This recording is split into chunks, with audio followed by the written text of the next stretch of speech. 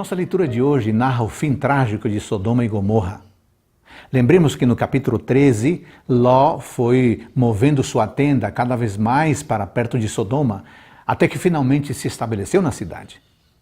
Possivelmente, Ló ignorava o mal e o pecado daquela cidade.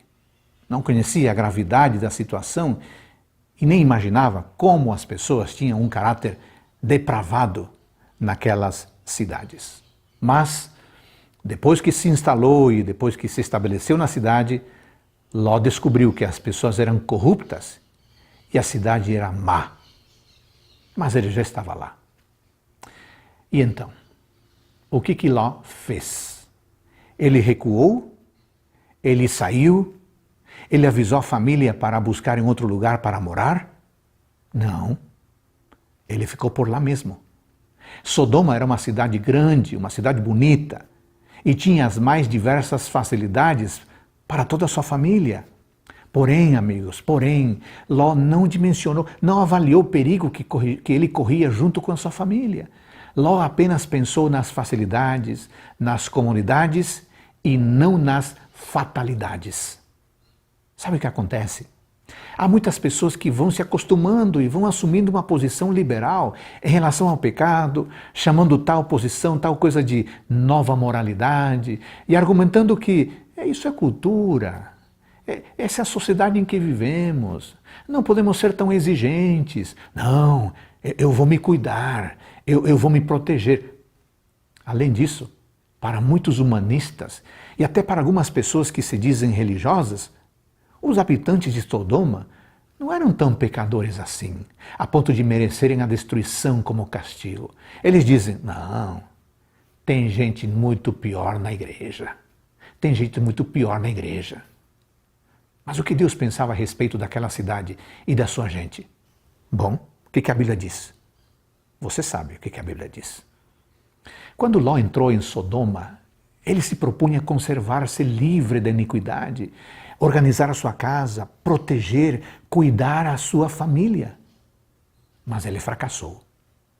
As influências corruptoras em redor dele tiveram poderoso efeito sobre sua fé e suas filhas rapidamente fizeram amizade com os habitantes de Sodoma e se tornaram parecidas com os habitantes de Sodoma. O resultado foi o pior possível. Mas, amigos, não critiquemos Ló. Muitos hoje estão cometendo ou estamos cometendo erro semelhante. Muita gente olha mais para as vantagens temporais que podem adquirir do que para as influências morais e sociais que cercarão a eles e as suas famílias.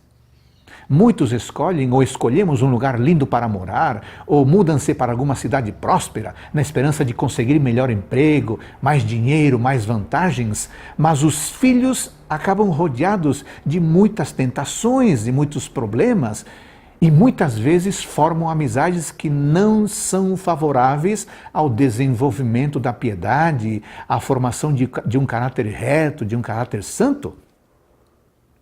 A atmosfera de moralidade frouxa, de incredulidade, de indiferença às coisas religiosas, tem uma tendência para contrariar a influência dos pais. E chega um momento que os pais perdem o controle. Queridos pais, exemplos de rebelião contra a autoridade paternal e divina estão sempre diante dos nossos filhos.